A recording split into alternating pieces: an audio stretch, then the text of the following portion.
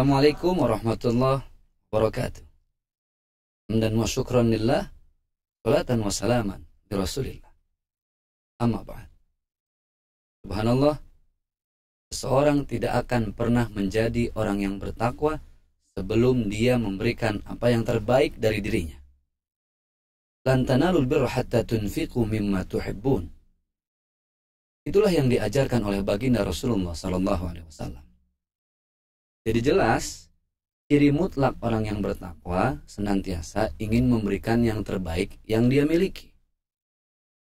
Yang terbaik dari setiap kita bukan harus berbentuk harta, bukan harus berbentuk uang, jabatan. Senyum ketika itu ikhlas dari hati yang paling dalam, itu bisa menjadi sesuatu yang terbaik dari yang kita punya. Inilah indahnya Islam. Maka bersyukur deh jadi orang Islam. Kita dikasih pos 5 waktu sehari semalam.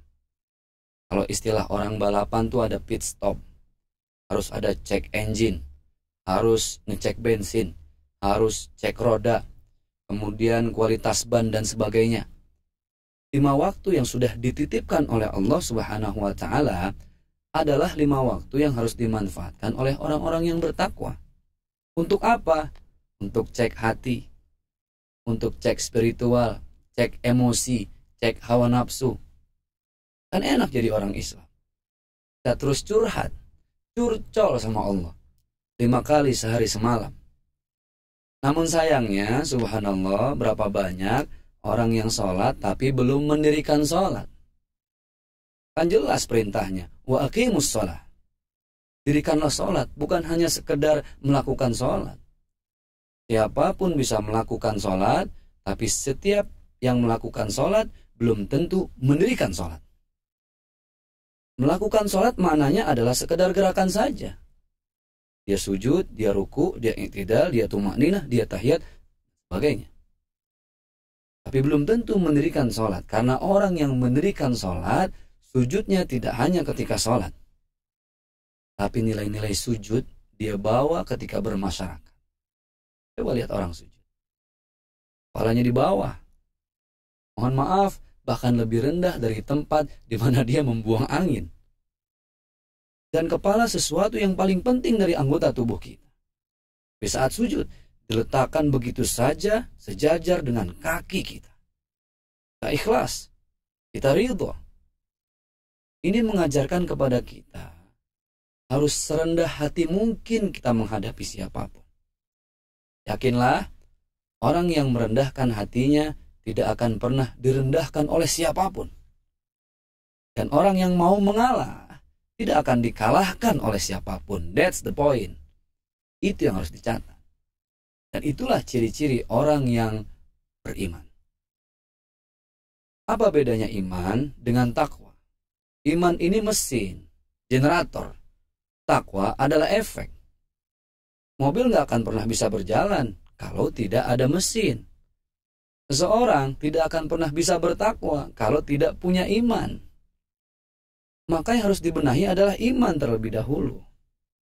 Coba lihat, pagi yang punya mobil sudah manasin mobil. Iman juga harus dipanasi dengan apa? Zikir kepada Allah Subhanahu wa Ta'ala. Maka ciri yang berikutnya, orang yang bertakwa adalah orang yang senantiasa mengingat Allah. Saya tidak mengatakan anak muda yang ingat Allah itu harus bawa tasbih kemana-mana.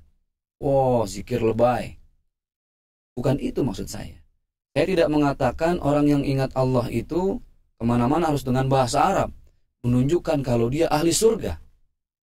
Jadi tidak selamanya Islam itu harus identik dengan kearab-araban. Dan tidak selamanya juga yang berasal dari Arab berarti Islam. Tidak. Islam rahmatan lil alamin. Jadi, anak muda yang bertakwa adalah dia yang senantiasa menjalankan profesinya, kemudian diimbangi dengan curhat kepada Allah paling sedikit 5 waktu sehari. Berat. Tapi itulah pit stop, pos-pos yang sudah diberikan oleh Allah Subhanahu wa Ta'ala. Anak muda yang kreatif Anak muda yang energik adalah dia yang melibatkan Allah dalam profesinya. Apapun profesinya, selama itu halal dan diridhoi oleh Allah Subhanahu wa taala. Seorang pegawai kantoran, dia bisa melibatkan Allah ketika menyebut subhanallah, subhanallah, subhanallah di dalam setiap pekerjaan yang dia lakukan. Jika ingin presentasi, diawali dengan bismillahirrahmanirrahim. Tidak perlu terucap, cukup dalam hati. Pun diucap, jangan sampai jadi riya. Ketika terucap bismillahirrahmanirrahim, maka apapun hasil dari presentasi tersebut, dia akan menerima. Inilah kekuatan bismillahirrahmanirrahim. Kenapa kita diharuskan mengawali pekerjaan dengan bismillah? Karena ini akan jadi kekuatan. Apapun hasil yang Allah berikan dari usaha kita, kita akan terima. Tidak selamanya sukses itu harus berbentuk bahagia. Buat kalian yang masih muda, bisa jadi Allah menunjukkan kasih sayang kepada kita tidak dalam bentuk bahagia, tapi justru dalam bentuk duka dan musibah. Kenapa? Allah sayang, Allah cinta, Allah rindu dengan kita, sehingga Allah memeluk kita lewat musibah. Bersilaturahim, kemudian jadi orang yang bertakwa, ingat Allah, perbanyak networking. Itulah anak muda sejati. Semoga Ramadan ini bermanfaat untuk kita yang muda. Yang muda, yang berzikir kepada Allah. Yang muda, yang bertakwa, akrab dengan Allah. Semoga bermanfaat. Billahi taufiq wal hidayah. Assalamualaikum warahmatullahi wabarakatuh.